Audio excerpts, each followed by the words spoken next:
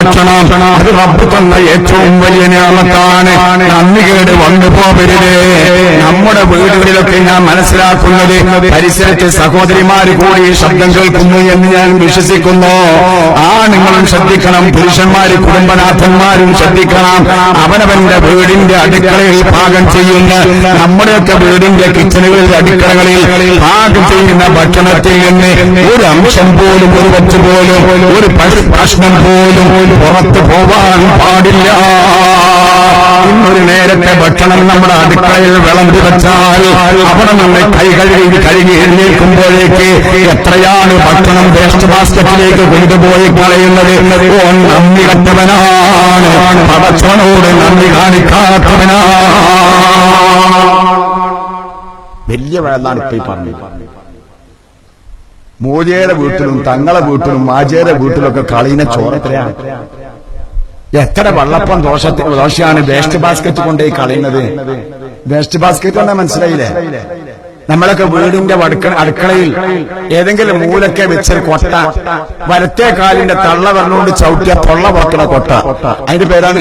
അങ്ങനത്തെ കൊട്ടുന്നവിടല്ലേ കാലോണ്ട് ചവിട്ടിയ അതിന് തൊള്ള. എന്തോ ഒരു എളുപ്പം കൊണ്ടേയിടാനേ കൊണ്ടേ കളയാനാണ്. ഒരു വയറ്റ് കിട്ടാൻ വേണ്ടി, ഒരു ചോറ് കിട്ടാൻ വേണ്ടി മുതല പിടിഞ്ഞത് മൂന്നാമത്തെ ദിവസവും ഉമ്മ ഉണ്ടാക്കി തന്നപ്പോ ഞാൻ എന്റെ അമ്മാനോട് പറഞ്ഞു, ഉമ്മ ഇന്നും നമുക്ക് ഈ മുതല തന്നെയാണോ എന്ന് ചോദിച്ചപ്പോ ഒരു കുടത്തിനെ ഓട്ട കുത്തിയതുപോലെ ഉമ്മാന്റെ കണ്ണുനീര് ധാരധാരയായി വന്ന് എന്റെ കൈയും പിടിച്ച് എളാപ്പാന്റെ വീട്ടിൽ കൊണ്ടുപോയി ഈ അരിയുടെ കഞ്ഞി വാങ്ങി തന്നത് ഓർത്തു പോകുകയാണ്. രാവിലെ കിട്ടിയത് മുതലയാണ്, ഉച്ചക്ക് കിട്ടിയതും അത് തന്നെയാണ്, രാത്രിയും അത് തന്നെയാണ്.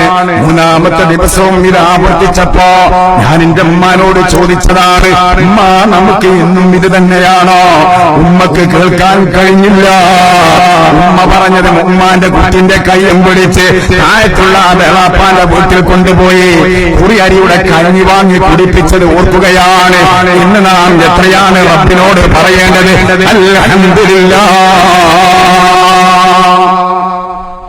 എത്ര ശുക്ർ. എന്നിട്ട് കളയാൻ ഭക്ഷണമൊക്കെ ഏതെങ്കിലും കല്യാണത്തിനോ സൽക്കാരത്തിനോ ഒക്കെ പോയിട്ട് ഭക്ഷണം കഴിച്ച് വാഷ് ബേസിന്റെ അടുത്തേക്ക് കൈയഴുകാൻ വേണ്ടി പോകുമ്പോ ഇവന്റെ കൈമുള്ള ഭക്ഷണം ഒരു കുട്ടിക്ക് പള്ളരാണ്ടോ? എന്നിട്ട് ഇങ്ങനെ പിടിച്ച് പോകാണ് ബദുരഞ്ഞു വരുന്ന മാതിരി. ഈ പുടുത്തം പിടിച്ചിട്ടാ പോണത്. നിറച്ച് ഭക്ഷണം റബ്ബിന്റെ